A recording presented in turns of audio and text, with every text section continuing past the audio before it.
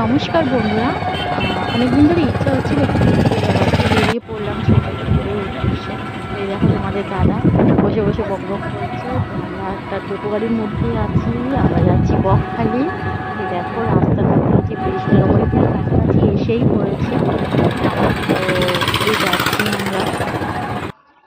আর দেখো এই হোটেলের মধ্যে পৌঁছে এই হোটেলের রুমে গেলাম, গিয়ে ড্রেস ফ্রেস ছাড়লাম, একটুখানি ছবি টবি তুললাম। তোলার পরে তোমার দাদা বললো চলো বিচের দিকে যাই। তো চলো বিচে যাওয়ার আগে লাঞ্চটাও সেরে ফেললাম হোটেল থেকে। পাশেই আমাদের একটা ভালো ভালো হোটেল ছিল।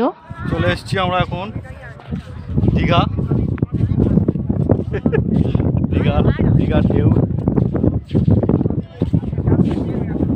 দীঘার ঢেউ দেখুন কতটা।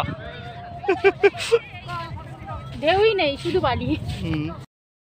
এর মধ্যে আমি নেমে পড়েছি, খুবই মজা লাগছে, খুবই ভালো লাগছিল। আর তোমাদের দাদাকেও দেখো, ঢেউ তো সেরকম একটা ছিল না, তাও ভালোই ছিল বলতে পারো। তোমাদের দাদা উল্টে পড়ে যাচ্ছিল।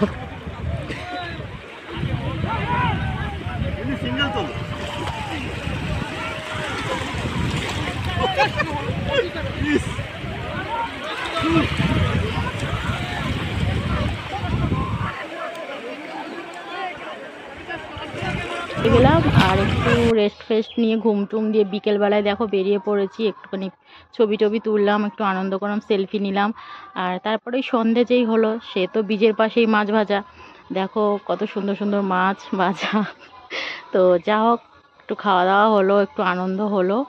আর বন্ধুরা তোমাদেরকে আমি বলতে চাই, যদি তোমরা ঘুরে আসতে পারো, খুবই ভালো জায়গা, আমার তো ভীষণই ভালো লেগেছে। আর হোটেলটাও খুবই ভালো ছিল। চলো টাটা ভাই, ভালো থেকো, চ্যানেলটাকে সাবস্ক্রাইব করে দিও, আর ভালো লাগলে লাইক ও কমেন্ট করে দিও।